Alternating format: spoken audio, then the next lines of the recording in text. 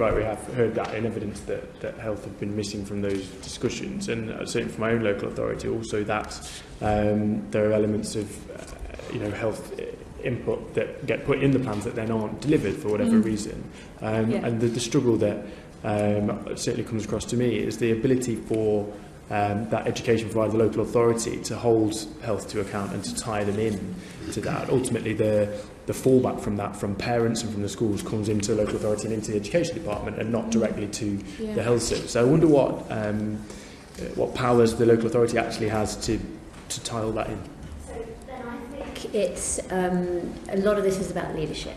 A lot of this is about real cultural change and embracing the real vital importance of the partnership working that Michelle talked about in Manchester, Greater Manchester, and then we have the designated clinical officers and the designated medical officers, and making sure that they're playing a full role of bringing everybody to the table.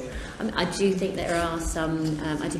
Workforce issues, making sure we have sufficient speech and language therapists, sufficient other professionals, medical professionals in some cases, to do the job properly, and that's why we've got Baroness Harding at the moment doing a workforce review, and also. We've got another review of the allied health professionals, things like speech and language therapists and occupational therapists going on concurrently. But I think the key here is a culture change, which is going to take time, but leadership is fundamental, and having leaders across the piece who are really bought into the importance of this. What power do the LA actually have? So it seems to me, and the impression I get certainly from talking to my own authority, is that if those things aren't delivered, bar the director from the education department going and ringing somebody and saying, please can you deliver the service that you promised to deliver, actually they don't have the ability to kind of compel anybody to fulfil the plan.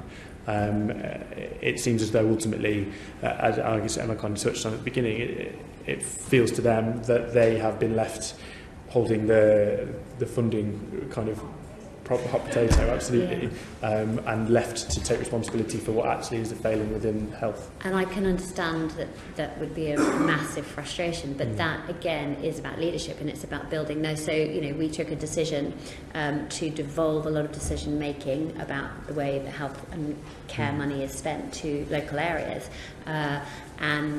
but the difficulty of that then is when you tell people to make their own decisions about their own priorities about their own areas, you can't then tell them they're doing it wrong. It's very difficult to tell them that they're doing it wrong, which is why it is so important to get leaders who really understand the value of that and to back them up with the money to do it properly, which I feel we are investing very heavily in.